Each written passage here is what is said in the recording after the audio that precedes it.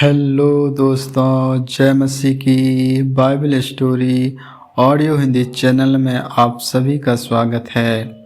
आज हम पवित्र शास्त्र बाइबल के एक नए ऑडियो स्टोरी से सीखेंगे मूसा और हारून को परमेश्वर का आदेश मिलना के बारे में। हालेलुया।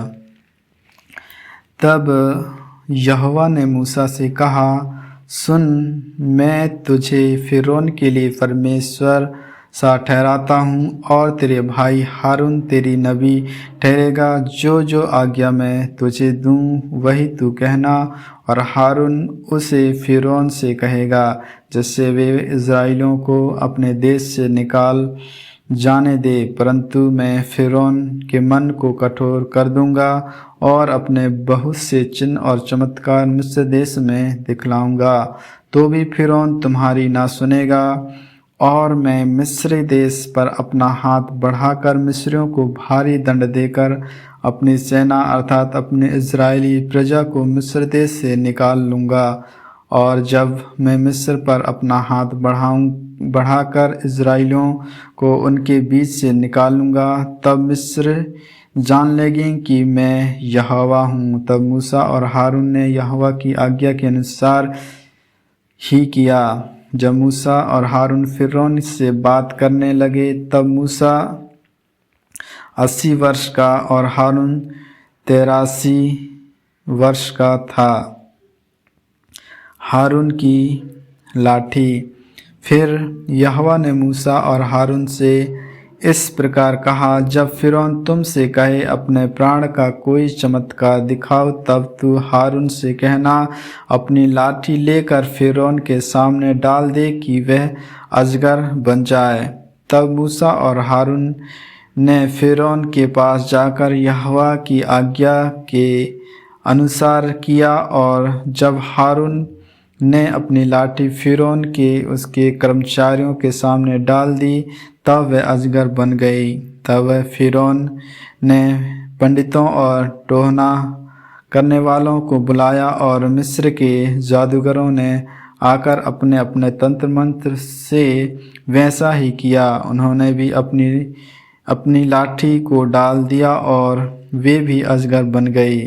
पर हारून की लाठी उनके लाठियों को निगल गई, परंतु फिरौन का मन और हठीला हो गया और यहोवा ने के वचन के अनुसार उसने मूसा और हारून की बातों को नहीं माना। मिस्रियों पर 10 भारी विपत्तियों के पड़ने का वर्णन।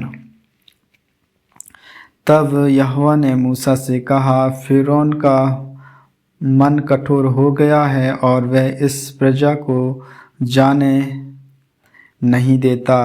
इसलिए सवेरे के समय फिरौन के पास जा, वह तो जल की ओर बाहर आएगा। और जो लाठी सर्प बन गई थी उसको हाथ में लिए हुए नील नदी के तट पर उससे भेंट करने के लिए खड़ा रहना और इससे इस प्रकार कहना, इब्रियों के परमेश्वर यहोवा ने मुझे यह कहने के लिए तेरे पास भेजा है कि मेरी प्रजा के लोगों को जाने दे, जिससे वह जंगल में मेरी उपासना करके, और अब तक तूने मेरा कहना नहीं माना। यहोवा यूँ कहता है, इससे तू जान ले कि मैं ही परमेश्वर हूँ। देख, मैं अपने हाथ की लाठी को नील नदी के जल पर मारूंगा और जल लहू बन जाएगा, और जो मछलियाँ नील नदी में हैं वे मर जाएंगी, और नील नदी बसाने लगेगी, और नदी का पानी पीने के लिए मिस्रियों का जी ना चाहेगा। फिर यहोवा ने मूसा से कहा, हारून से कह कि अपनी लाठी लेकर मिस्र देश में जितना जल है अर्थात उसकी नदियाँ, नहरें, झीलें और पोखरें सब के ऊपर अपना हाथ बढ़ा कि उनका जल लहू बन जाए, और सारे मिस्र देश में काट और पत्थर दोनों भांति के जल पत्रों में लहू ही लहू हो जाएगा। तब मूसा और हारून ने यहोवा की आज्ञा के अनुसार किया, अर्थात उसने लाठी को उठाकर फिरौन और उसके कर्मचारियों के देखते नील नदी में जल पर मारा और नदी का जल लहू बन गया और नील नदी में जो मछलियां थी वे मर गईं और नदी से दुर्गंध आने लगी और मिस्र लोग नदी का पानी ना पी सके और सारे मिस्र देश में लहू हो गया।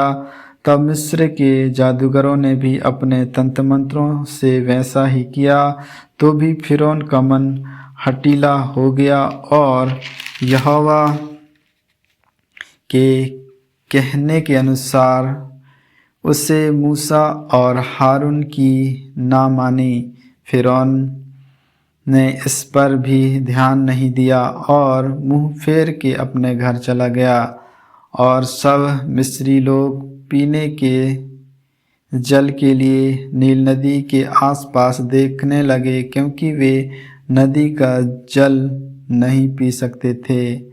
जब यहोवा ने नील नदी को मारा था तब से 7 दिन हो चुके थे। आमीन आमीन। इन वचनों के सुनने के द्वारा परमेश्वर आप सबों को आशीष दे। आगे की और भी ऑडियो स्टोरी सुनने के लिए Bible story audio Hindi channel को लाइक, सब्सक्राइब और बेल आइकन को दबाएं। सभी प्रिय भाई बहनों को जय मसीह की।